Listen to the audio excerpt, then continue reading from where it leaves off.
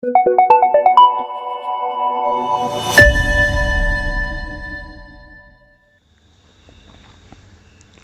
assalamualaikum warahmatullahi wabarakatuh. Salam sehat dan sejahtera untuk semua. Jumpa kembali dengan Torangpu channel sederhana Dedi Sitisna. Lagi-lagi menyapa sahabat, pace-mace kakak ade semua. Semoga selalu dalam keadaan sehat walafiat tanpa kekurangan suatu apapun, dan semoga selalu diberikan kemudahan, kelancaran dalam setiap urusan. Amin. Sahabat pace-mace kakak ade semua, dalam kesempatan yang berbahagia ini izinkan saya kembali menyusun sebuah latihan soal season 7 atau part 7 untuk rekan-rekan sahabat para pejuang ASN di lingkungan Kementerian Kelautan dan Perikanan yang akan mengikuti seleksi kompetensi dasar. Sebagaimana mungkin teman-teman sahabat semua ketahui, ada 34 titik lokasi di mana teman-teman harus mengikuti SKD, dan sampai dengan hari kemarin sudah 11 tilok yang diselenggarakan, dan di hari besok ada 2 lagi titik lokasi, yakni di Ambon dan di Lampung. Maka kemudian akan tersisa 21 titik lokasi. Dan selamat sekali lagi saya akan sampaikan kepada sahabat para pejuang ASN yang sudah dinyatakan lulus mengikuti SKD, dan yang belum mengikuti SKD juga selamat belajar. Semoga diberikan kemudahan, kelancaran dalam segala sesuatunya. Dan untuk teman-teman di 11 titik lokasi yang belum mungkin dinyatakan lulus, mari torang sama-sama tetap belajar, berjuang, tetap mengedepankan bagaimana kita di lapangan dalam menyelenggarakan kegiatan penyuluhan perikanan. Tetap semangat buat teman-teman kami para pejuang ASN dimanapun berada yang mungkin rezeki mengikuti SKD-nya belum lulus. Anda semua hebat, teman-teman penyuluh perikanan yang tersebar di seluruh Indonesia adalah para pejuang sejati, garda terdepan, agen of change, agen perubahan untuk pembangunan sektor kelautan dan perikanan. Baik sahabat, tanpa berlama-lama lagi, saya akan coba menyajikan sebuah latihan soal part 7 sebagaimana permintaan dari kebanyakan teman-teman yang berharap saya akan bisa menyajikan latihan soal kembali. Dan berikut ini adalah latihan soal yang sudah kami susun. Selamat belajar dan selamat mengikuti. Oke sahabat semua, di layar kaca sahabat semua sudah terlihat soal nomor 1. Langsung saja kita hajar sahabat. Rencana tertulis yang disusun secara sistematis untuk memberikan arah dan pedoman sebagai alat pengendali pencapaian tujuan penyuluhan perikanan adalah A. Perikanan, B. Penyuluh perikanan, C. Penyuluhan perikanan, D. Programa penyuluhan perikanan, E. Tujuan penyuluhan perikanan. Baik sahabat, saya akan menyampaikan dulu soal nomor 1 ini.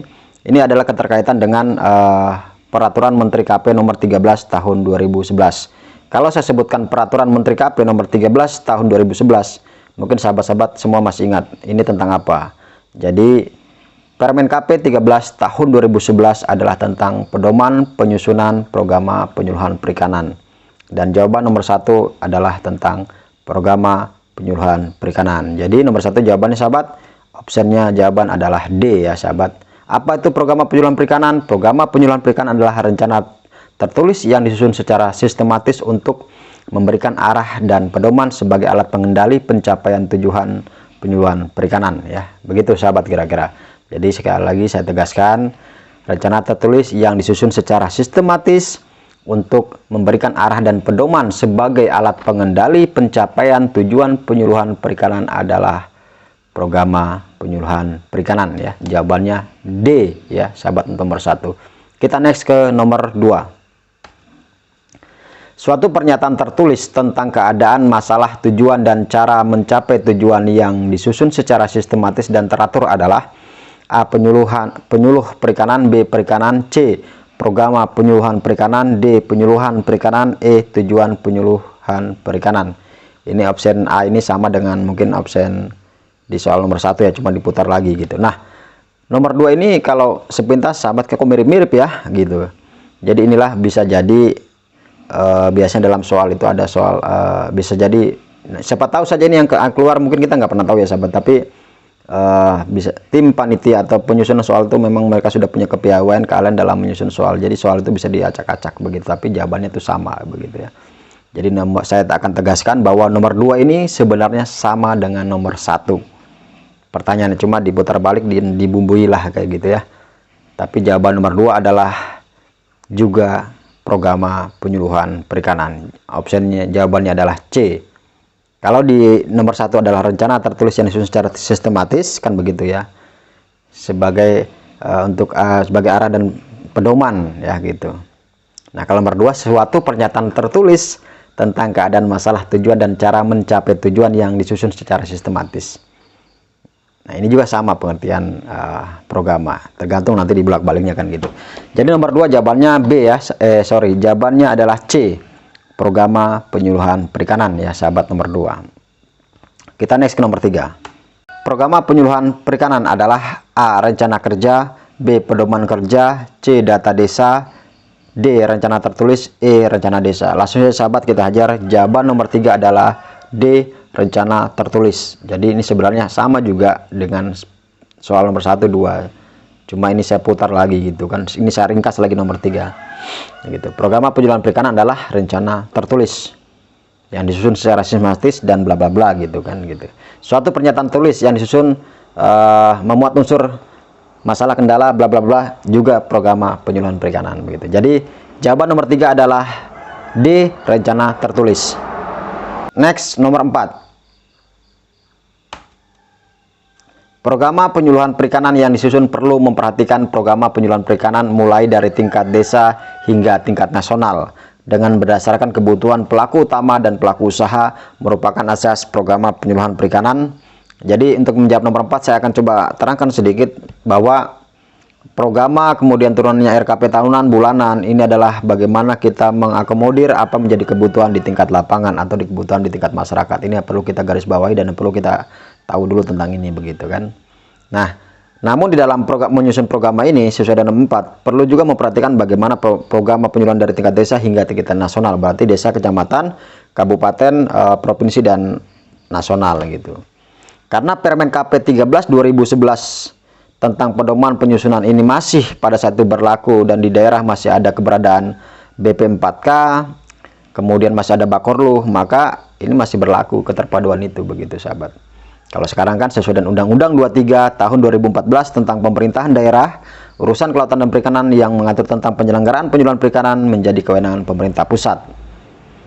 Nomor 4, sudah sahabat bisa terka jawabannya kira-kira yang mana. Kalau A, sinergi itu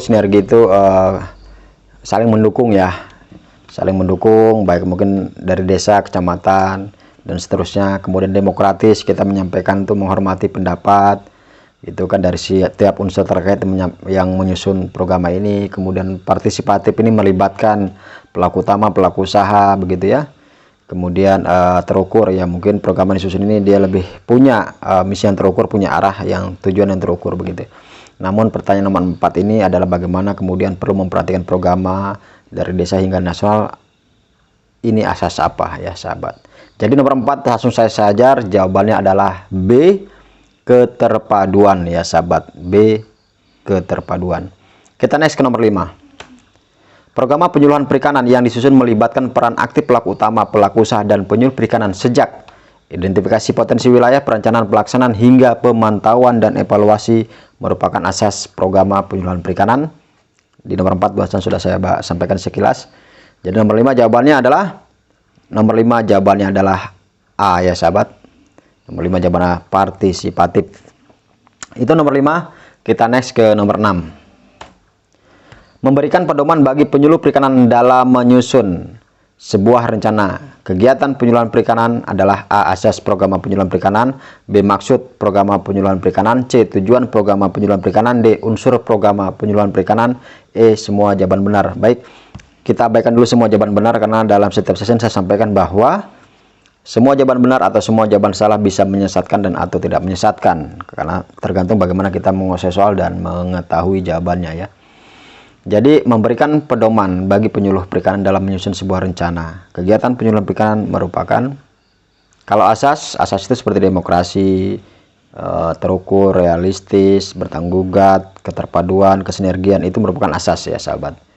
Kalau maksud ini, dia ini bagaimana kita menyusun program ini ada maksudnya apa? Agar supaya semua stakeholder ini bisa diberikan sebuah pemahaman gitu. Kita harus maksudnya ini adalah bagaimana kita diberikan pemahaman tentang kendala, masalah, kemudian cara pencapaian tujuan. Jadi kalau maksud B ini bukan, karena kalau maksud itu bagaimana kemudian kita diberikan pemahaman begitu. Ya, tentunya yang nanti mungkin bisa mengkonsumsi program itu ataupun kita yang menyusun ya. Kalau unsur program penyuluhan perikanan, unsur itu ada 4 ya. Masalah, keadaan, baru kemudian masalah, kemudian tujuan dan cara pencapaian tujuan, itu unsur. Nah, semua jawaban benar ya, nggak mungkin ya. Jadi sahabat bisa tekan nomor 6, jawabannya adalah C. Tujuan program penyuluhan perikanan adalah memberikan pedoman bagi penyuluh perikanan dalam menyusun sebuah rencana kegiatan penyuluhan perikanan. Ya, sahabat, saya tegaskan nomor 6 jawabannya C ya. Kita next ke nomor 7. Membangun pemahaman penyuluh perikanan, pelaku utama dan pelaku usaha, lembaga atau instansi terkait yang menangani penyuluhan perikanan untuk mengetahui keadaan, masalah, tujuan dan cara mencapai tujuan penyuluhan perikanan merupakan, nah, di nomor 6 barusan saya sudah sampaikan sekilas. Langsung saja kita hajar sahabat, jawabannya adalah C, maksud program penyuluhan perikanan ya. Jadi membangun pemahaman, tentu dong kita perlu membangun sebuah pemahaman dari tingkat bawah sampai atas, bagaimana kita bisa mengetahui keadaan di sebuah wilayah atau sebuah desa, bagaimana kita mengetahui masalah apa yang dihadapi, kemudian bagaimana kita seorang penyuluh ingin masalah itu bisa terselesaikan, perlu ada sebuah tujuan dalam program itu, dan kita menyusun sebuah cara pencapaian tujuan ya. Jadi nomor 7 itu jawabannya maksud program penyuluhan perikanan, yaitu C ya sahabat, nomor 7. Kita next ke nomor 8. Nomor 8, program penyuluhan perikanan memuat unsur. Nah, di nomor berapa? 6 barusan saya sampaikan bahwa unsur itu ada 4. Apa saja sahabat? Ya, kita cari ya. Program penyuluhan perikanan memuat unsur A. Keadaan, tujuan, masalah, dan cara mencapai tujuan. B. Keadaan, perencanaan, tujuan, kegiatan, cara mencapai tujuan.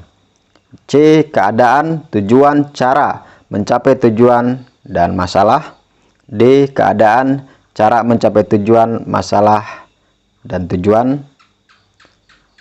E. Keadaan, masalah, tujuan, cara mencapai tujuan. Nah, unsur ini perlu tadi kan, apa itu program? Ini sebelum saya menjawab nomor 8 ini, saya akan ingatkan kembali. Di nomor 8 tadi rencana tertulis yang disusun secara sistematis gitu. Kalau sistematis kan dia apa ya, berurutan gitu ya, jelas gitu ya. Tidak yang posisinya harus nomor 3 dia jadi nomor 1, tinggal. Jadi memang dari bawah dulu baru secara tingkatannya. Nah, kalau nomor 8 di soal barusan juga sudah saya sampaikan bahwa unsur program itu ada 4. 1 di sini adalah apa sahabat? Keadaan. Setelah kita mengetahui keadaan tersebut, baru kita bisa merumuskan sebuah masalah, kita menetapkan sebuah masalah begitu. Jadi yang kedua setelah keadaan adalah masalah ya sahabat. Setelah ada masalah, baru kita inginkan sebagai penyuluh, kita ingin bagaimana menuntaskan masalah, menyelesaikan masalah itu, maka kemudian ada tujuan yang disusun, yang dicantumkan di dalam sebuah program. Nah, setelah kita mencantumkan tujuan tadi, bagaimana kemudian cara menetapkan tujuan di situ ya, baru kita bisa namanya menjadi sebuah program. Jadi jawabannya adalah sahabat, jawabannya adalah E ya, nomor 8 E ya sahabat. Keadaan, masalah, tujuan, dan cara mencapai tujuan. 4 itu 4 unsur ya sahabat, 4 unsur pokoknya itu dan terukur dan sistematisnya seperti itu gitu. Kita next ke nomor 9. Nah, ini juga soal ini sama sahabat, sebenarnya diputar-putar aja gitu kan. Cakupan materi program penyuluhan perikanan adalah, ini sama dengan nomor 8 sahabat. Tadi sahabat bisa nggak ingat nggak kalau nomor 8 tadi apa? Nomor 8 keadaan, kemudian masalah, tujuan, dan cara mencapai tujuan. Nah, kita cari nomor 9. A. Keadaan, tujuan, masalah, dan cara mencapai tujuan. B. Keadaan, masalah, tujuan. Jawaban nomor 9 adalah B ya sahabat, nomor 9B. Keadaan, masalah, tujuan, dan cara mencapai tujuan ya. Itu secara urutannya begitu ya sahabat. Kita next 10. Urutan gambaran dari isi program penyuluhan perikanan adalah A. Pendahuluan. Nah, nomor 10 ini ada pendahuluan nih. Kita lihat A sampai E ini ada semua pendahuluan. Berarti kita benarkan semua ini.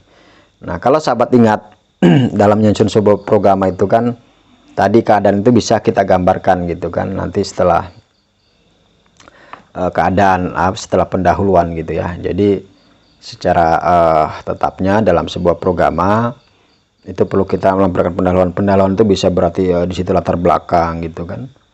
Bagaimana pembangunan perikanan di sektor mungkin budidaya, penangkapan dan sebagainya ya, keadaan real gitu kan. Kemudian mungkin di situ juga kita bicarakan ya lahan potensi ideal atau diam dan sebagainya ya.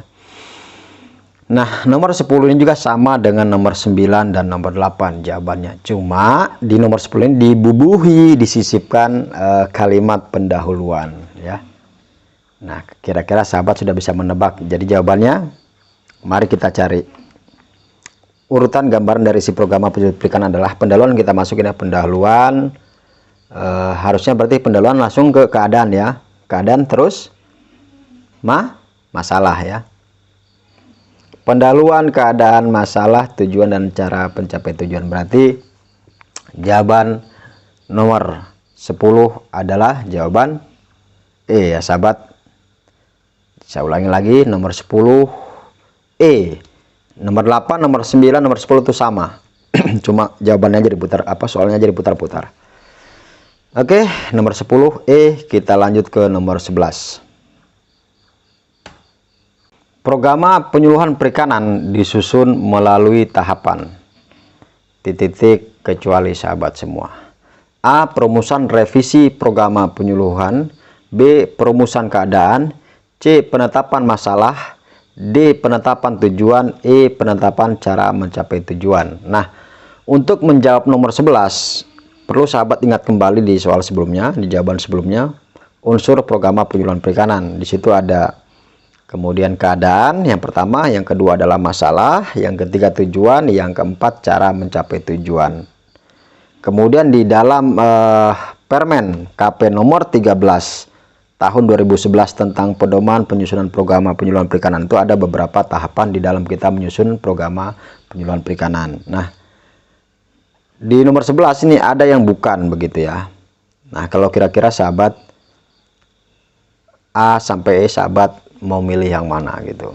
Baik, saya akan hajar saja. Jawabannya adalah A. Yang 11 adalah jawabannya A ya sahabat. Jawabannya A. Kenapa kemudian A ini salah atau kecuali? Iya, di sini kan merumuskan revisi program penyuluhan perikanan. Jadi setelah program itu sudah selesai, tidak perlu kita rumuskan lagi. Kalaupun mau di jawaban 11 ini, dia cukup revisi program penyuluhan. Dan revisi program penyuluhan perikanan itu masuk ke dalam tahapan gitu. Tidak perlu merumuskan, karena merumuskan itu cukup di keadaan, kemudian merumuskan sebuah masalah gitu. Jadi merumuskan keadaan, menetapkan masalah, menetapkan tujuan, menetapkan cara pencapai tujuan, itu adalah tahapan bagaimana kita menyusun sebuah program penyuluhan perikanan. Jadi jawaban nomor 11 adalah A ya sahabat. Kita next ke nomor 12. Salah satu tahapan perumusan masalah dalam penyusunan program penyuluhan perikanan adalah A. Identifikasi pernyataan yang tepat berdasarkan masalah yang telah ditetapkan. B. Tetapkan tujuan umum untuk menjawab pernyataan masalah umum. C. Tetapkan tujuan khusus untuk menjawab pernyataan masalah khusus. D. Identifikasi masalah umum dari segi teknis, sosial, dan ekonomis. E. Menginventarisasi kegiatan untuk mencapai tujuan dalam jangka waktu 1 tahun. Mari kita lihat sahabat. Nomor 12 sahabat semua. Keywordnya kan di sini salah satu tahapan merumuskan masalah. Merumuskan masalah berarti sudah tentu ini masalah. Jadi kalau kembali ke unsur itu kan keadaan, masalah, tujuan, dan cara pencapaian tujuan. Berarti kalau masalah berarti kita cari keyword ini tentang masalah gitu ya, nomor 12. Nomor A, identifikasi pernyataan yang tepat berdasarkan masalah yang telah ditetapkan. Oke. Kemudian B, tujuan. Ini menjadi bisa jadi tujuan. C juga sama. Kemudian E juga cara mencapai tujuan. Jadi B, C, E ini kita abaikan karena jawabannya bukan jawaban nomor 12. Tapi A dengan D ini beda-beda tipis sahabat semua. Mengidentifikasi pernyataan yang tepat berdasarkan masalah yang telah ditetapkan. Ini salah satu tahapan merumuskan masalah, gitu kan. Jadi yang tepat adalah jawaban D ya. Jadi tahapan merumuskan masalah, salah satu tahapannya adalah kita mengidentifikasi masalah umum dari segi teknis, sosial, dan ekonomisnya. Itu jawaban nomor 12D ya. Sampai di sini mudah-mudahan sahabat semua bisa bisa memahami apa yang kami sampaikan, dan tetap semangat, kita sama-sama belajar. Kita next ke nomor 13 sahabat. Salah satu tahapan perumusan cara mencapai tujuan. Nah, ini masih tahapan lagi nih.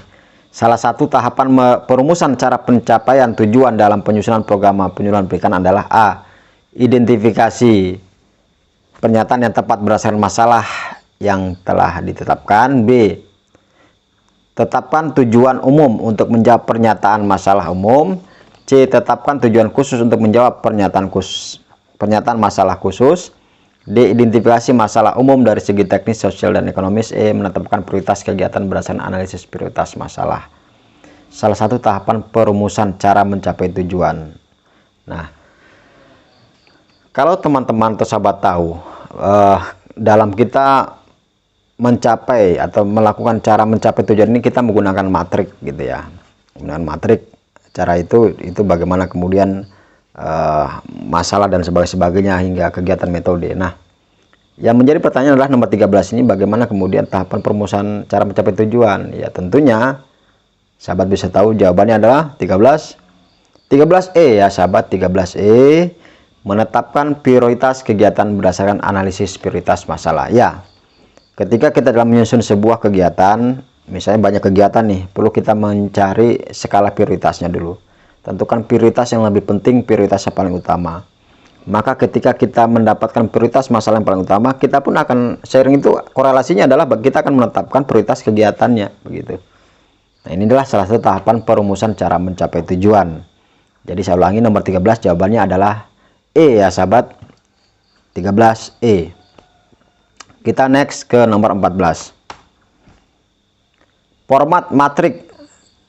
Format atau matrik cara mencapai tujuan dalam menyusun sebuah program penyuluhan perikanan yang benar adalah, nah, kalau kemudian nomor 14 ini juga masih balik sahabat ke soal sebelumnya keterkaitan. Kita pahami, saya ulangi lagi, saya akan sampaikan bahwa unsur atau materi program ini memuat unsur tentang keadaan, masalah, tujuan, dan cara pencapaian tujuan. Nah, hanya kemudian untuk menjawab matriks sebanyak ini dari sampai dengan ujungnya mungkin lokasi, waktu, dan sebagainya, kita cari kata kuncinya saja cukup yang pertama, yakni adalah masalah.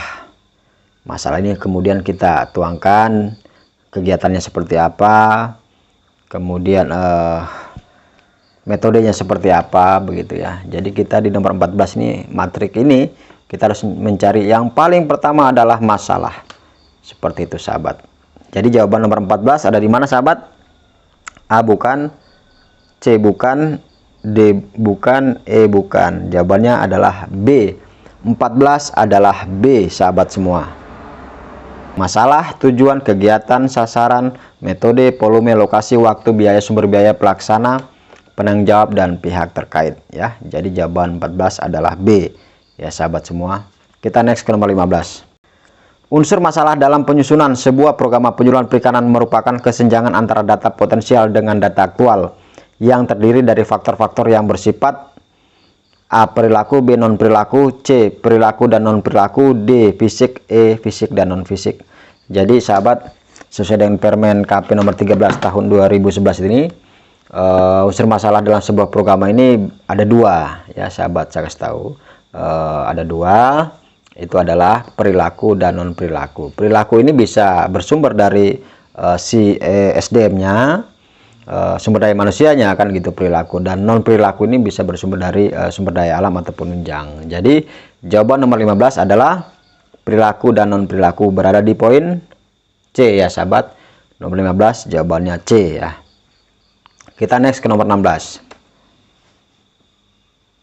Nah, nomor 16 sama juga ini sahabat. Ini soal ini saya putar tapi jawabannya sama dengan nomor 15. Faktor perbedaan antara kondisi dalam menyusun sebuah program penyuluhan perikanan merupakan masalah yang perlu diperhatikan secara serius. Kondisi sebagaimana dimaksud adalah bersifat, ini sama dengan jawaban nomor 15, adalah bersifat perilaku dan non perilaku. Ada di option mana kah itu sahabat?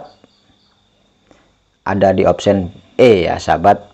Jadi nomor 16 E ya. Jadi inilah yang kadang-kadang kita nggak tahu, soal itu kadang-kadang diputar-putar gitu. Tapi kalau kita tahu keyword, kita tahu menguasai soalnya, insya Allah kita mampu menjawab seperti itu. Saya ulangi lagi, nomor 16 adalah E. Kita next ke nomor 17.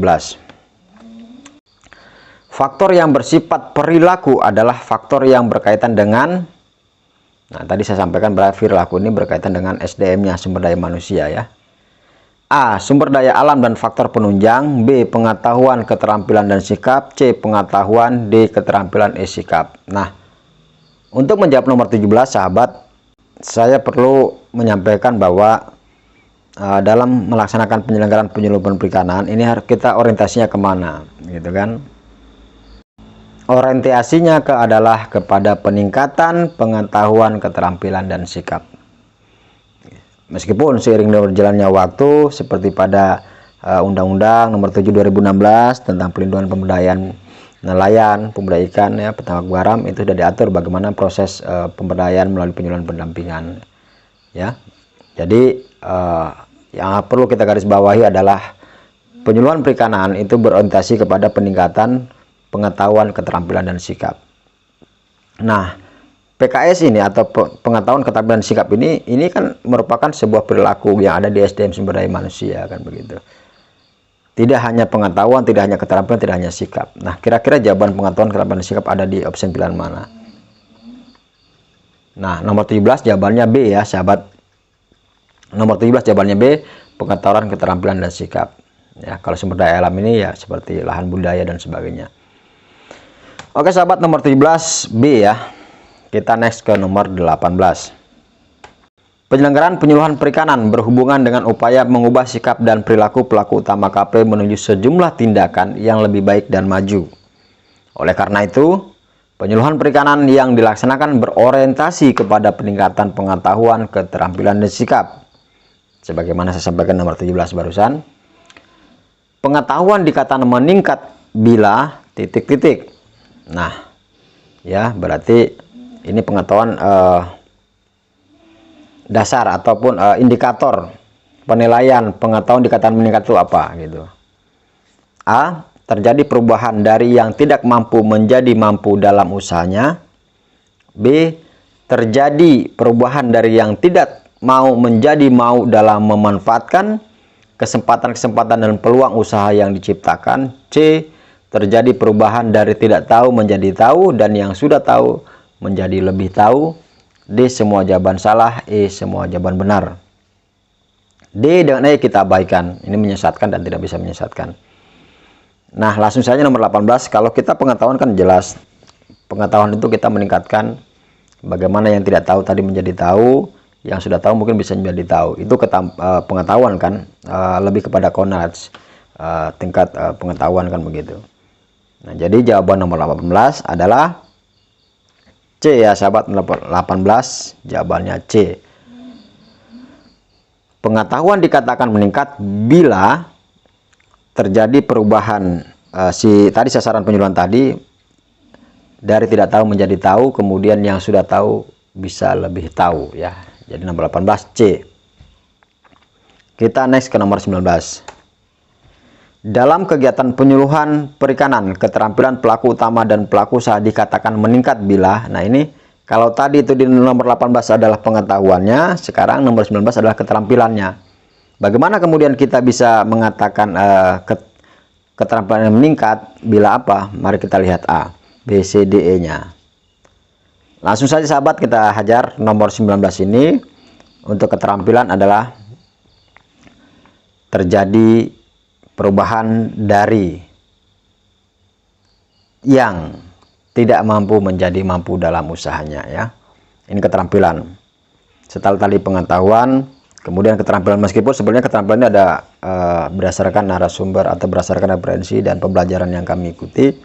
Ya, keterampilan sebenarnya posisi terakhir. Kalau kemudian pengetahuan ini sudah memadai, sudah mencukupi, sikapnya, kemauan dia untuk belajar ada, ya seiring dengan waktu keterampilan itu akan mengikuti gitu. Tapi ketika itu keterampilan berada di posisi tengah, kita nggak tahu nih sikap si tadi yang perilaku tadi yang sumber daya manusia ini mau nggak gitu, menjalankan nggak. Biasanya kalau orang udah enjoy, kemudian ada keinginan dan kemauan belajar, itu keterampilan dan sendiri bisa mampu mengikuti. Setelah sikapnya tadi dia tunjukkan bahwa dia punya keinginan kemampuan. Tapi kalau cuma sekedar pengetahuan, kita punya ilmu materi di situ, kemudian kita sikapnya masih ragu dan sebagainya, maka ini keterampilan dengan sendirinya tidak akan mengikuti dan baik gitu ya. Ini kalau kita bicara masalah posisi sebenarnya. Jadi baiknya itu sebenarnya pengetahuan dulu, baru sikapnya, baru keterampilan gitu. Ini biar balance gitu kan. Jadi setelah kita punya dasar ilmu, mungkin mereka kita sampaikan materi, kemudian sikapnya juga mau memang iya dan merasa membutuhkan untuk ikut belajar, nanti keterampilan itu nyusul gitu, mengikuti. Nah, kalau sudah telah mengetahui, baru keterampilan duluan disuguhkan, itu ya bisa jadi, ya kita bisa bayangkan gitu ya, mungkin bisa berlanjut bisa tidak, karena sikapnya kita belum tahu. Nah, sekali lagi nomor 19 adalah jawabannya indikator atau dikatakan meningkat bila keterampilan dikatakan meningkat bila terjadi perubahan dari yang tidak mampu menjadi mampu dalam usaha. Jadi jawaban 19 adalah A ya sahabat. Kita next ke nomor 20. Dalam kegiatan penyuluhan perikanan, sikap dari pelaku utama dan pelaku usaha dikatakan meningkat bila, nah tadi kalau 18 19 sudah terjawab, berarti di 20 nih yang sisanya cari aja sisanya kan gitu. Jadi sikap ini dikatakan meningkat bila terjadi perubahan dari yang tidak mau menjadi mau dalam memanfaatkan kesempatan-kesempatan dan atau peluang usaha yang diciptakan ya. Jadi 20 ini B ya sahabat, 20B ya. Sampai di sini mudah-mudahan sahabat masih punya semangat belajar, kita sama-sama belajar, dan mohon maaf bila mana ada keterbatasan, kekeliruan dalam hal penyampaian latihan soal ini. Kita next ke nomor 21 sahabat semua. Nomor 21, berikut ini adalah syarat penting yang harus diketahui oleh penyuluh perikanan agar sasaran dari kegiatan penyuluhan perikanan mau belajar titik-titik kecuali. Jadi penyuluh perikanan itu punya syarat nih agar si sasaran dari penyuluhan itu mau belajar gitu. Apakah kira-kira di nomor 21 ini kecuali ya? A. Penyuluh perikanan harus menjelaskan dan meyakinkan sasaran penyuluhan tentang manfaat dari materi yang sedang dipelajari. B. Penyuluh perikanan harus menjelaskan dan meyakinkan sasaran penyuluhan tentang tujuan sewaktu akan melakukan penyuluhan. C. Penyuluh perikanan harus mempraktekkan materi yang sedang diberikan kepada sasaran penyuluhan. D. Penyuluh perikanan harus menjelaskan tentang fungsi kelembagaan pelaku utama perikanan. E. Semua jawaban benar. Salah. Ini kita abaikan dulu E ini menyesatkan dan tidak menyesatkan bila kita mengetahui jawaban maupun soalnya. Oke, kita bedah yang nomor A. Penyuluh perikanan harus mampu menjelaskan dan meyakinkan. Ini pasti ya sahabat. Kalau kita saja sendiri tidak meyakinkan mereka, tidak menjelaskan kepada mereka tentang materi, bagaimana mereka mengikuti dengan baik. Sementara kita aja dalam posisi tidak meyakinkan mereka gitu, seolah-olah ragu untuk meyakinkan materi ini. Jadi ini menjadi landasan yang perlu diketahui oleh penyuluh dalam kita menyampaikan sebuah materi. Jadi harus menjelaskan itu dan meyakinkan mereka bahwa ini ada nilai manfaat dari materi yang kita sampaikan, begitu ya sahabat. B. Penyuluh perikanan harus menjelaskan dan meyakinkan sasaran tentang tujuan sewaktu akan melakukan penyuluhan. Ya, berbicara tentang penyuluhan materi kita perlu jelaskan. Misalnya saya membawakan sebuah materi tentang pembuatan wadah budidaya dari kolam plastik misalnya. Kolam plastik ini menjadi kebutuhan misalnya di tingkat pembudidaya ikan dengan memperhatikan lahan kan gitu. Kemudian saya pakai mungkin misalnya cara membuat kolam plastik misalnya gitu. Nah, Tujuannya itu apa? Adalah satu, tujuannya memanfaatkan potensi lahan tidur misalnya, memanfaatkan lahan pekarangan misalnya gitu. Yakinkan mereka bahwa dengan seperti ini bisa menjadi nilai tambah sampingan dengan tidak harus menggunakan modal besar. Nah, ini tujuannya harus kita perlu sampaikan kepada sasaran daripada penyuluhan gitu. Kalau kemudian ini masyarakat itu masih dibayangi dengan tidak kejelasan tujuan, ya alangkah disayangkan gitu. Jadi poin B ini menjadi catatan yang perlu diketahui oleh penyuluh ya. C. Penyuluh perikanan harus mempraktekkan materi yang sedang diberikan kepada sasaran penyuluhan. Ada kalanya kita dituntut juga gitu. Jadi tidak hanya sebatas jukri, tunjuk jari, atau sekedar NATO not auction tag only, atau tong kosong nyaring bunyinya gitu. Jadi memang ada kalanya di mana penyuluh perikanan itu harus sigap siap dengan tidak hanya memaparkan materi, tapi juga mau terjun langsung, mau mempraktekkan atau melakukan demonstrasi cara kepada sasaran penyuluhan agar mereka juga mau. Kemudian karena penyerapan materi, penyerapan daya serap setiap orang, setiap individu itu berbeda gitu, ataupun akan punya tingkatan gitu. Maka kemudian setelah orang itu mendengar dari materi kita, melihat kemudian melakukan, itu akan jauh lebih baik presentasi daripada penyerapan materi, begitu ya sahabat. Jadi nomor C juga adalah benar. D. Penyuluh perikanan harus menjelaskan tentang fungsi kelembagaan kelompok. Ya, ini jelas D ini kecualinya. Di nomor 21 ini jawabannya D. Kenapa? Ya karena kita ini tidak berbicara masalah kelembagaan. Karena sasaran penyuluhan itu bisa berupa dia perseorangan atau kelompok gitu.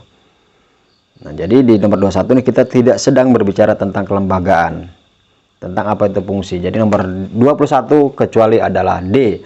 Penyuluh perikanan, ya saya tidak sejelaskan, jadi nomor 1 ini adalah kecualinya adalah D. Kita next ke nomor 22 sahabat. Perbandingan daya serap pengetahuan dapat bersumber dari berbagai metode pendekatan penyuluhan perikanan ya. Ini tadi saya sampaikan di nomor 21 ini tentang daya serap.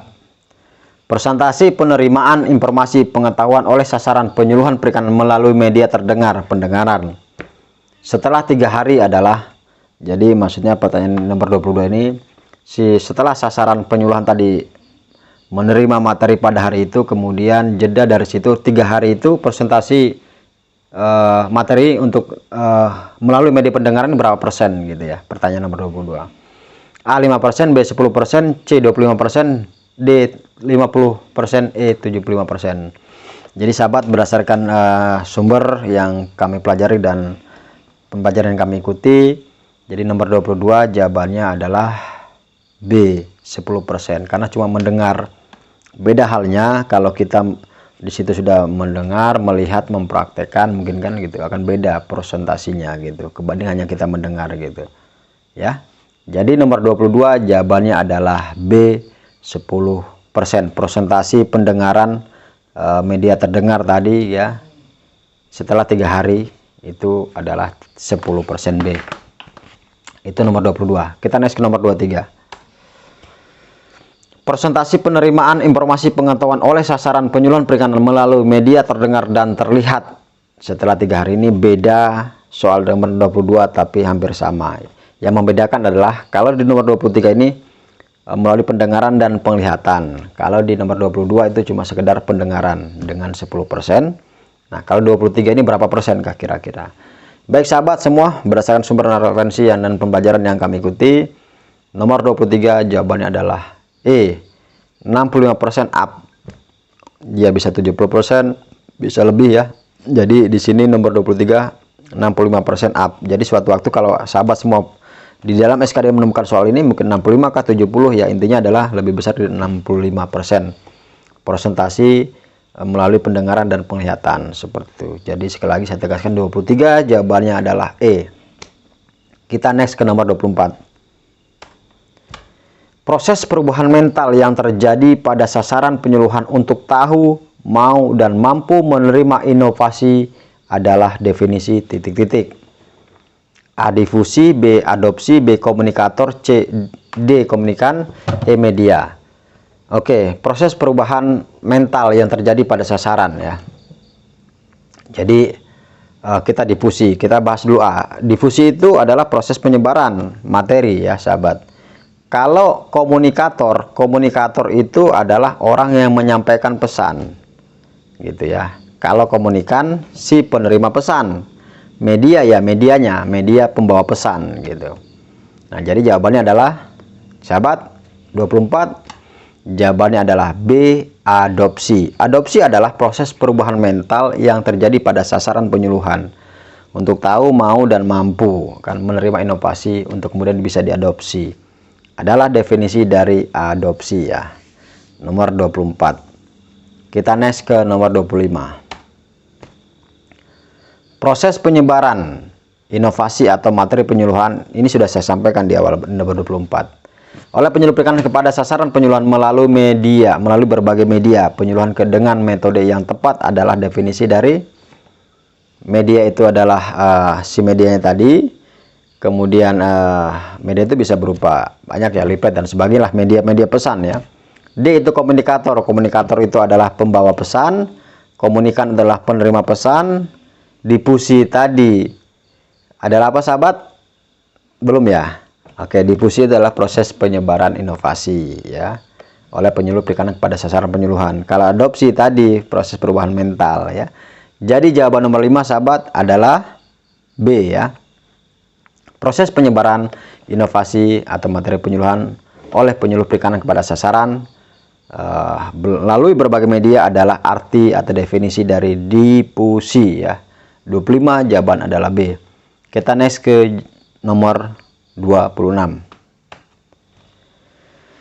Dalam proses adopsi inovasi terdapat 5 tahapan yang harus dilalui sebelum sasaran penyuluhan mengadopsi suatu inovasi.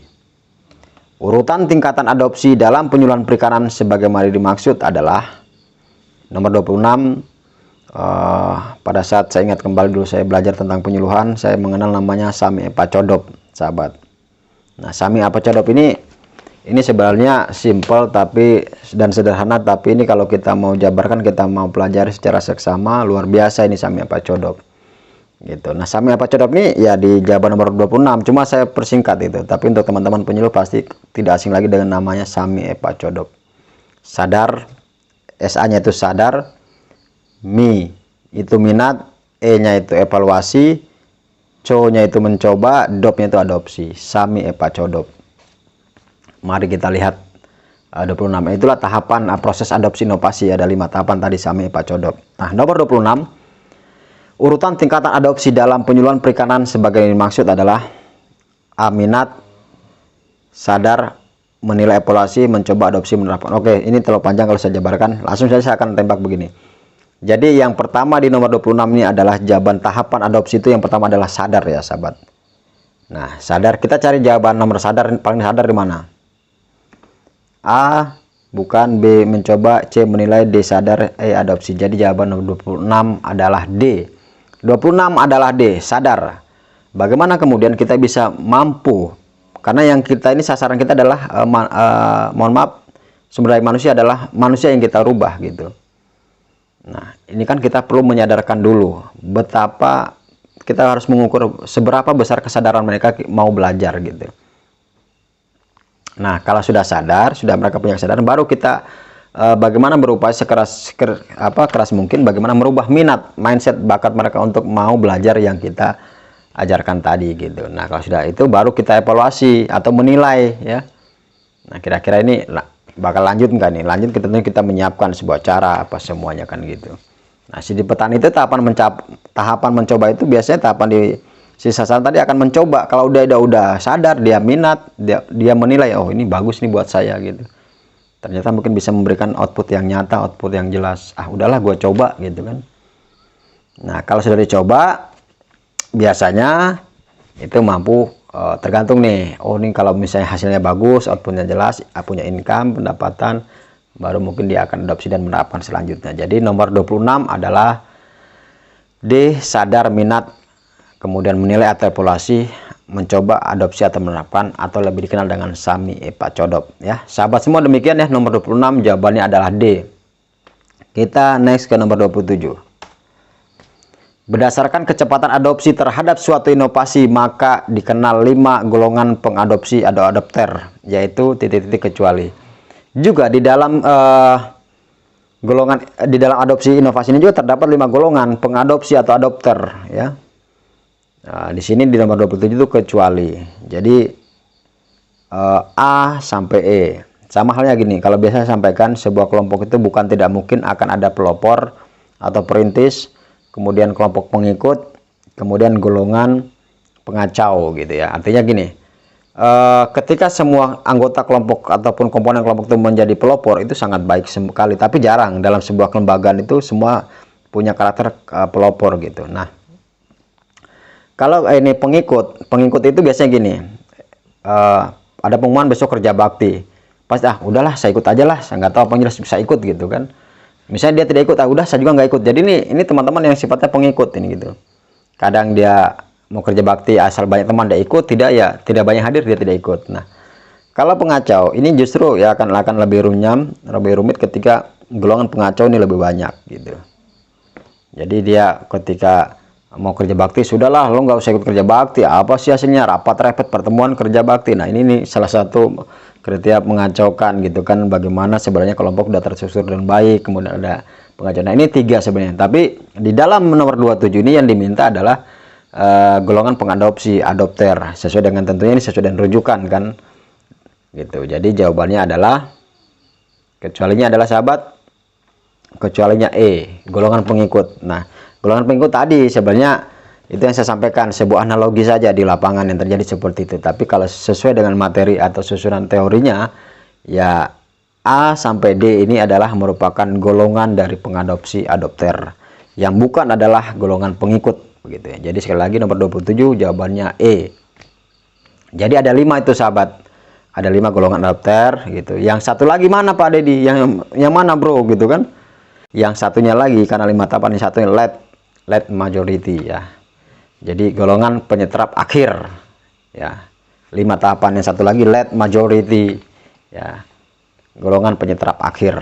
Itu 5 ya. Ada golongan perintis dan pelopor, golongan penyerap dini, golongan penyerap awal, dan satu lagi golongan penyerap akhir, late majority. Yang kemudian yang kecualinya adalah golongan pengikut ya. Kita next ke nomor 28 ya sahabat. Jadi saya ulangi lagi, nomor 27 jawabannya E. Kita next ke nomor 28. Ketika membuat atau menyusun inovasi materi penyuluhan perikanan dalam bentuk media, maka penting untuk kita memperhatikan atribut atau ciri-ciri penyusunan inovasi materi. Berikut adalah atribut atau ciri-ciri inovasi materi yang baik agar cepat dan mudah diadopsi oleh sasaran, titik-titik kecuali. Berarti yang bukan lagi sahabat. A, diterima atau dibutuhkan. B, mudah dicoba. C, tidak rumit. D, susah untuk diterapkan. E, keuntungan relatif. Ya, saya pikir kalau poin D ini susah untuk diterapkan, ngapain gitu kan. Kenapa harus kita perlu menyusun sebuah materi, kenapa harus kita melakukan penyuluhan kalau kemudian ujungnya adalah susah untuk diterapkan gitu, sama dengan mubazir dan sia-sia gitu. Kita garis bawahi dulu itu. A, diterima dan atau dibutuhkan. Jelas kalau kita menyusun sebuah materi agar kemudian bisa diadopsi dan baik, agar kemudian bisa ada transformasi informasi di situ dan bisa diserap oleh masyarakat, tentunya kita harus melihat dulu kira-kira materi yang kita susun ini diterima enggak dan dibutuhkan enggak oleh sasaran kita kan gitu. Ini yang perlu kita perhatikan. Mudah dicoba. Ya, kalau kita bikin materi yang susah dicoba, ya ngapain kan gitu sahabat semua kan. Kemudian menyusahkan petani kita, menyusahkan pembudaya kita, masyarakat atau sasaran penjualan kita gitu. Kemudian tidak rumit, ya itu tadi, kalau rumit ya ngapain gitu kan sahabat. Misalnya kita harus menyusun sebuah materi tadi, ada hal-hal atau kata-kata yang mungkin secara ini akan menyusahkan, misalnya ada penyebutan nama Latin dan sebagainya yang memang notabene mungkin belum dipahami oleh sasaran, kan kasihan membuat sebuah kerumitan di si pengadopsi tadi kan gitu sahabat. Kemudian keuntungan relatif ini juga bisa menjadi tolak ukur bagaimana kita menyusun sebuah inovasi materi dalam sebuah media misalnya kan gitu. Bagaimana nanti dalam satu materi ini membandingkan, ketika saya menggunakan materi ini hasilnya seperti ini, ketika saya menggunakan materi yang disuguhkan materi seperti, ada unsur pembanding, apalagi sampai dengan adanya income pendapatan gitu ya. Jadi yang bukan nomor 28 adalah D, susah untuk diterapkan. Lagi-lagi ngapain harus kita Kalau susah ditelepon, ngapain harus kita bikin materi, dan sama saja kita mempersulit keadaan kepada sasaran penyuluhan perikanan. Jadi nomor 28 jawabannya D ya sahabat. Kita next ke nomor 29.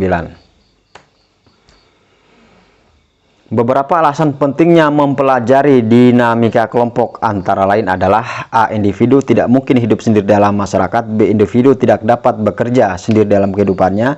C. Dalam masyarakat besar perlu adanya pembagian kerja agar pekerjaan dapat terlaksana dan baik. Kemudian D. Individu merupakan makhluk sosial. E. Semua jawaban benar. Baik, semua jawaban benar kita abaikan dulu karena ini bisa menyesatkan dan tidak menyesatkan. Nomor 29 ini adalah jawabannya apa sahabat? Saya akan tegaskan nomor 29. Jawaban nomor 29 A sampai D ini adalah sangat penting di dalam kita mempelajari sebuah dinamika kelompok. Karena kenapa? Karena kelompok, karena manusia itu sejatinya adalah makhluk sosial, makhluk yang memang dalam kehidupannya perlu berhubungan dengan satu dengan yang lainnya, begitu. Ya, jadi nomor A sampai D ini jawabannya iya. Ini penting untuk dipelajari di dalam dinamika kelompok. Jadi 29 jawabannya semua jawaban benar ya. E ya sahabat. Kemudian kita lanjut ke nomor 30 sahabat. Kelompok harus bisa produktif, bisa menghasilkan sesuatu, dan harus bisa bermanfaat bagi anggotanya. Agar kelompok bisa produktif, maka kelompok harus dinamis. Berikut adalah unsur-unsur dinamika kelompok yang harus dipenuhi agar kelompok bisa dinamis titik-titik kecuali. Jadi unsur-unsur dinamika kelompok. Pertanyaan sahabat nomor 30. A. Tujuan kelompok. B. Struktur kelompok. C. Fungsi dan tugas kelompok. D. Suasana kelompok. E. Semua jawaban salah. Tujuan kelompok. Apapun bentuknya kelembagaan di tingkat masyarakat atau kelompok terkecil, pasti kelompok itu memiliki tujuan, dan itu dasar fondasi tujuan itu. Gitu kan, setelah ada RT, ya tentunya kita memiliki tujuan, dan tujuan ini merupakan unsur dinamika kelompok. B. Struktur kelompok. Ya sangat tidak mungkin dalam sebuah kelembagaan kelompok tidak memiliki struktur organisasinya.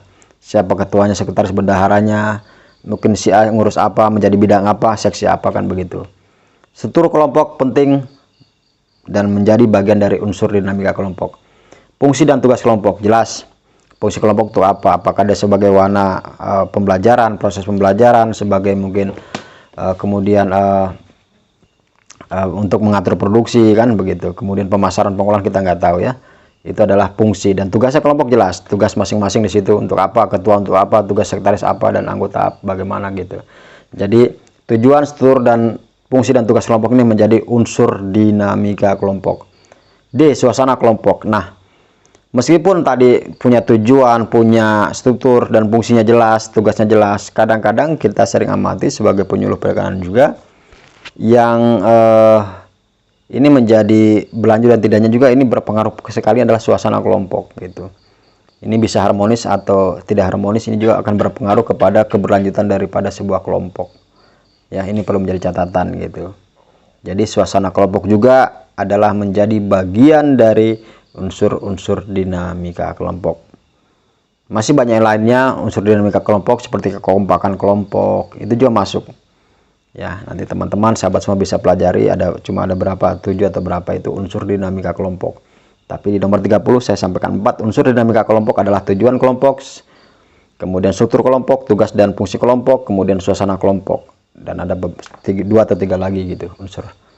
Jadi nomor 30 jawabannya adalah E ya sahabat, jawaban nomor 30 E kecuali, karena semua jawaban salah ya salah, padahal A sampai D ini benar semua. Lagi-lagi seperti itu sahabat, jawaban salah ataupun jawaban benar bisa menyesatkan dan atau tidak menyesatkan. Jadi saya tegaskan nomor 30 jawabannya E. Kita next ke nomor 31. Terima kasih. Baik, terima kasih sahabat. Demikian part 7 atau season 7 yang bisa kami sajikan. Bila mana ada kekeliruan, ada keterbatasan di dalam kami menyampaikan season 7 ini atau part 7 ini, dengan segala kerendahan hati dan segala keterbatasan kami mengaturkan permohonan maaf. Dan silakan bila mana ada yang ingin menyampaikan pertanyaan atau kurang jelas, sampaikan di kolom komentar konten kami ini. Semoga bernilai manfaat untuk sahabat semua, para pejuang ASN di lingkungan Kementerian Kelautan dan Perikanan ataupun sahabat-sahabat Deddy Susna semua dimanapun berada. Demikian sahabat semua yang bisa kami haturkan, yang bisa kami sajikan. Semoga manfaat. Akhir kalam dari saya, wabillahi taufiq wal hidayah. Wassalamualaikum warahmatullahi wabarakatuh. Salam sehat dan sukses untuk semua. Bravo, bravo, bravo. Terima kasih.